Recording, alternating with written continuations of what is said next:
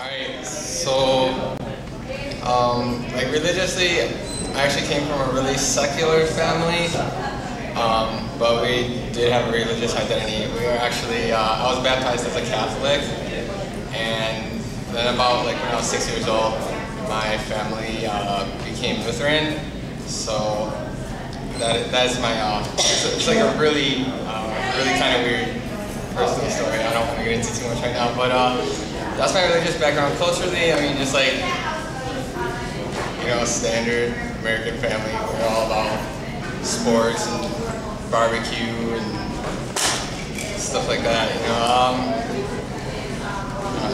That's my religious cultural background.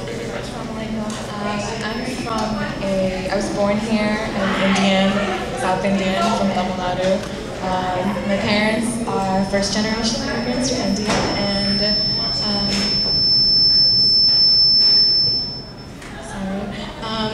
I was raised as a pretty orthodox Hindu. Both my parents are Hindu, and our entire family has been for generations. So, being from an Indian background, I've had a pretty conservative lifestyle, I guess, ethnically, culturally. But in terms of religion, being raised Hindu is a little more liberal. But for the most part, we went to temple, we celebrated Diwali, we engaged in the usual practices of Hinduism. So I was raised. My background was sort of secularist Christian in that my family did not regularly attend church weekly. It was more or less people would invite us, and then that's how I would go.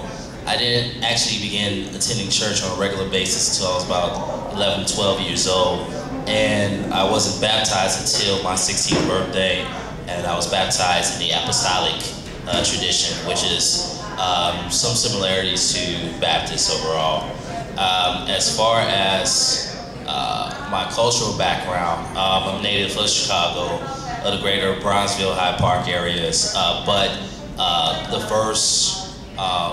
vast majority of my childhood and early adolescent years was spent in the community of Oakland, practically when the area was still dominated by projects. So I grew up in the projects and practically more or less dealt with a lot of the issues that most people would know the projects deal with: violence, crime, gangs, drugs, things of that sort.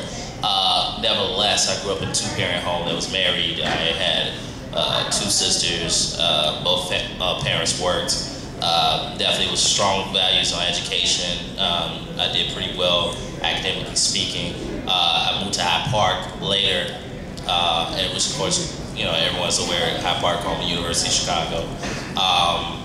But for me, one thing that was encouraged was always just the access to knowledge and really succeeding well. So in that sense, I had supportive culture, family culture.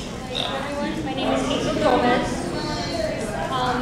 So brief introduction about myself. I was born and raised in the west side of Chicago in Humboldt Park, predominantly the biggest Puerto Rican community in the city. And I was raised by my grandparents. So growing up, my parents were in and out of my life. So with my grandparents' upbringing, they had very traditional Puerto Rican values mixed in with religion. So I was raised as a very hardcore Catholic. With this typical, you know, stay at home and cook and clean, but still go to school because you're here in America. And that's basically.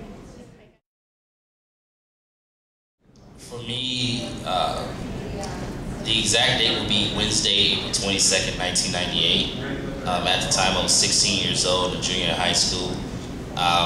Prior to that, although my family was a family that really encouraged knowledge, it was still the mindset that I would follow traditions that the family established. But it really did not really become an issue until around the time I did become Muslim.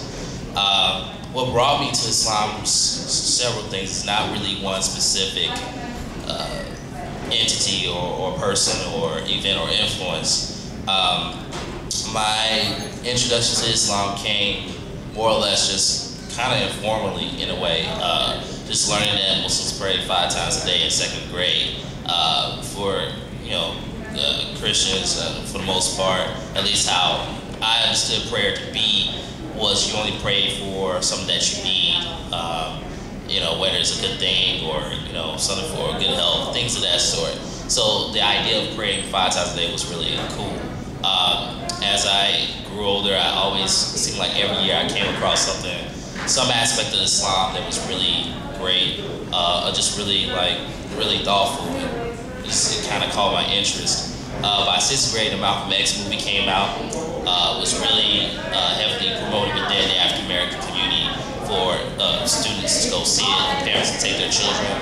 I was one of those individuals that was like on the bandwagon, like, yeah, I want to see it. And within the film being very influential, the scene that really moved me the most was when Malcolm was in the mosque in the Middle East on his tour, and they had the English translation of Al-Fatiha scrolling across the screen, and the words moved me. And I later learned that it was based off autobiography, which I made a promise to myself I'll find that book and read it, which I didn't do that until 5 years later. In between time, I became more religiously observant as a Christian. I began reading the Bible more. As I stated earlier, I was able to go to church more. By the time I got to high school, I met other individuals, particularly 2 individuals at once. My best friend from high school, who actually became a member of the Nation. We engaged in dialogue all the time, to one point where he was brought to say that he couldn't befriend me anymore because something he learned at his study session pointed to a verse in the Quran that says that you should befriend Christians or Jews. And I was able to dissuade him from making that decision based off logic, that this was sure something that referred to a centuries old event, I never fought against you, things of that sort. But it left me to wondering what more was he learning. On the other side, there was this other friend who I befriended at this summer leadership program who was Sunni, and he's of Nigerian descent, and how he pretty much was about to be in trouble for staying up past curfew to pray, and how he defended that right to the T, where even the other counselor pretty much saw his sincerity, like this is something that he really wanted and needed to do, and granted him that right. Later that year, I actually did find the autobiography of Malcolm X, read it, and it was influential in the sense of not necessarily how Islam is the answer, what have you, but the way Malcolm spoke of is how Islam can speak to things that was social ills at his time, which is still prevalent today, and made sense at the time I was a junior in high school. Shortly thereafter, actually around the same time, my best friend went to North Africa with his family and practically kind of encountered the same thing that Malcolm encountered, which was Islam is not for one group of people, one particular race or identity. It is for all of humanity, which he returned and attended one of his other sessions and posed a question for really Muslims why they're practicing true Islam. And to that, he was kicked out the Nation. He called and told me that. And after this being fresh off of reading the entire autobiography, I was infuriated because Malcolm and 2 of his brothers also went through some similar experiences as far as how do you get kicked out from a religious entity, particularly when you asking specific questions to your practice of God's faith. So I made this sort of pre-declaration, like if I was ever to become Muslim, I would never join the Nation. And it surprised me when I made that statement because it was something I guess I didn't know that my heart was gravitating towards. So we both had practically went to find literature, anything we could find about Islam in local libraries. We eventually befriended a Palestinian store owner who had other things to share with us. And the week that I took Shahada was actually on spring break. And it was just something that I was moved to make decisions. It was really funny. It just kind of add a little joke to it, but it's real. That same day I had pepperoni pizza and sausage egg biscuit from McDonald's. So I, in a way, did not plan to take Shahada, but it was something when the moment came, subhanAllah, I just knew I was ready.